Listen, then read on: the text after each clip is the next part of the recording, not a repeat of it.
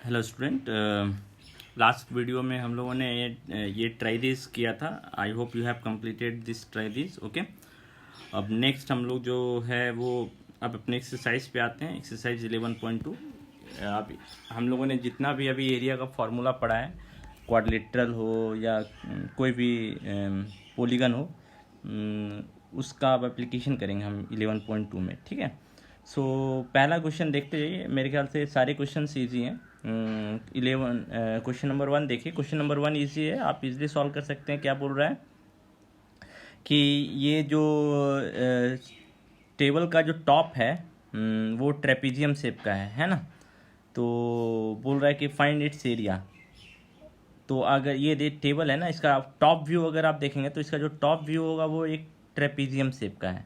ये वाला पोर्शन, ये वाला जो पोर्शन है ये किस शेप का है? ट्रेपीजियम शेप का है ना। तो आपको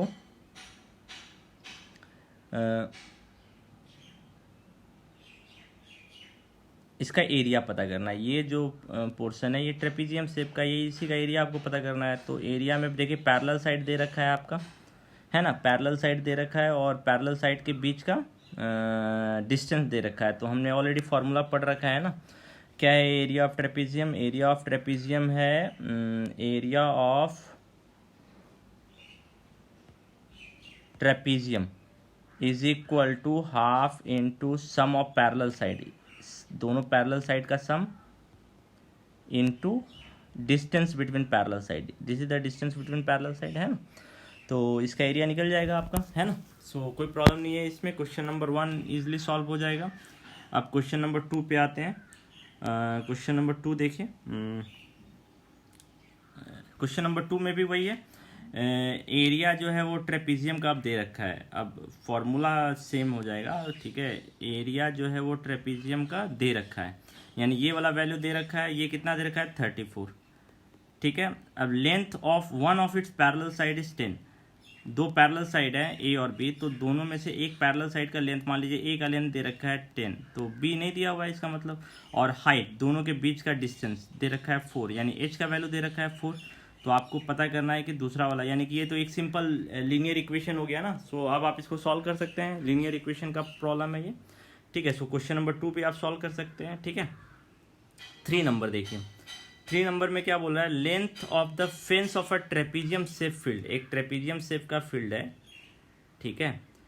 इसका जो लेंथ है, लेंथ ऑफ द फेंस, यानी कि ये पेरीमीटर हो गया ना। लेंथ ऑफ द फेंस का मतलब क्या है? पेरीमीटर। फेंस का मतलब बाउंड्री ना, बाउंड्री। फेंस का मतलब है बाउंड्री। तो आपका यहाँ पे क्या गिवन हो गया? Perimeter of the trapezium. Perimeter of the trapezium कितना है? 120 मीटर। Okay, fine.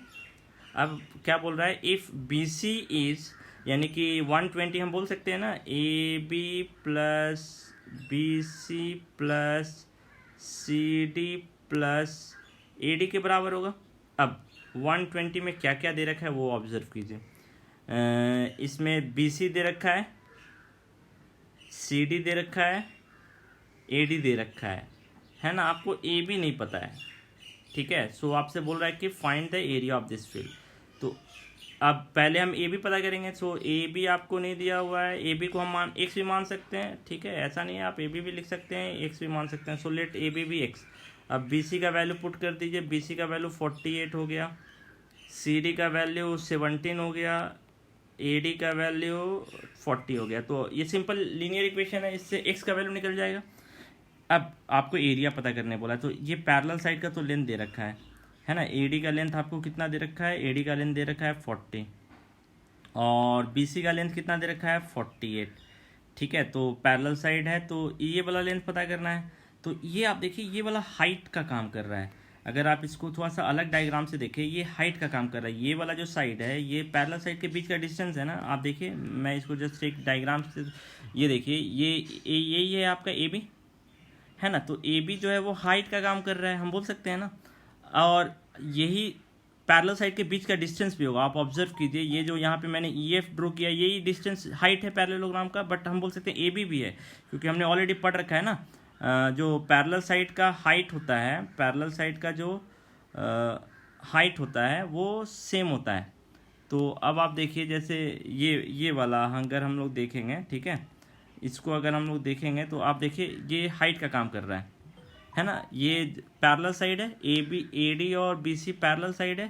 तो आप देखिए कि पैरेलल साइड है तो कहीं भी मूव करेंगे तो ये हाइट जो होगा वो ए बी के बराबर ही होगा। ऑब्जर्व कीजिए, देखिए ये हाइट है, पैरेलल मूवमेंट हो रहा है, देखिए ये ए बी के बराबर ही है ना। तो हम बोल सकते हैं ना जो ए बी है वो हमारा हाइट का काम कर रहा है।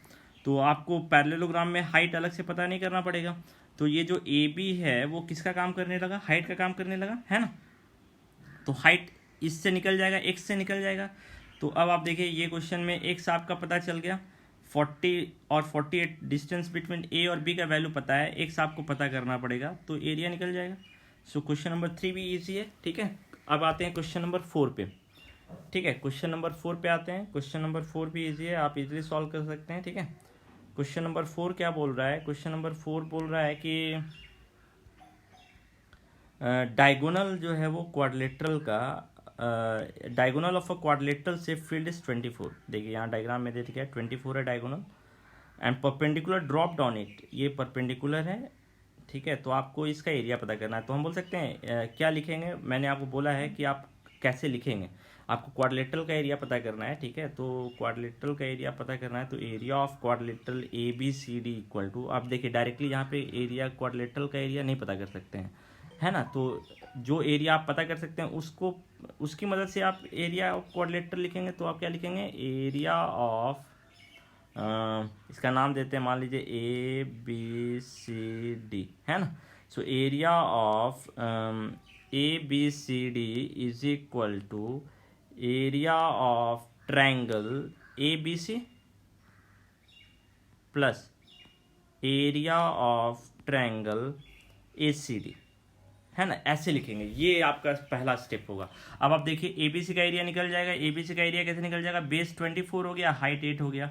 इस तरह एसीडी का भी ट्रायंगल का एरिया निकालना जानते हैं, half into base into height, है ना। तो ये दोनों एरिया निकल जाएंगे, तो दोनों को ऐड कर देंगे तो आपको क्वाड्रिलेटरल का एरिया निकल जाएगा। तो क्वेश्चन नंबर 4 भी बहुत टिपिकल नहीं है ना। क्वेश्चन नंबर 4 भी आप इजिली सॉल्व कर सकते हैं, ठीक है। सो क्वेश्चन नंबर 4 आप सॉल्व कीजिएगा। क्वेश्चन नंबर 5 पे आते हैं, क्वेश्चन नंबर 5 पे, ठीक है। क्वेश्चन नंबर 5 पे आते हैं।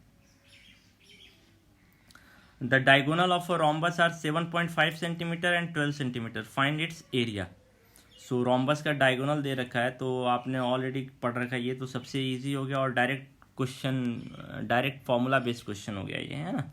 Area of, question number 5, area of rhombus क्या है आपने पढ़ा है, area of rhombus is equal to area of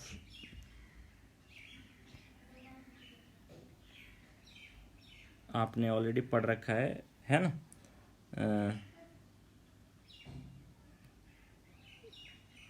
area of rhombus क्या होता है, हाफ इंटू डायगोनल, है ना। जस्ट अ मिनट, थोड़ा सा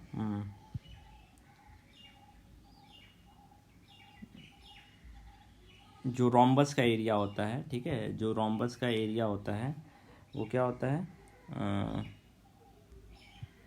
area of rhombus is equal to half into diagonal 1 into diagonal 2, ये होता है फॉर्मूला। और यहाँ पे दोनों डायगोनल आपका दे रखा है, तो दोनों डायगोनल दिया हुआ है, तो आप एरिया ऑफ रोम्बस इजीली निकाल सकते हैं। तो अप टू क्वेश्चन नंबर 5 आप सॉल्व कीजिए, ठीक है। अगर उसके आगे भी आप कोशिश कीजिएगा, अगर सॉल्व होता है तो सॉल्व कीजिएगा, अदरवाइज नेक्स्ट वीडियो में हम लोग फिर डिस्कस करेंगे इसके आगे, ठीक है।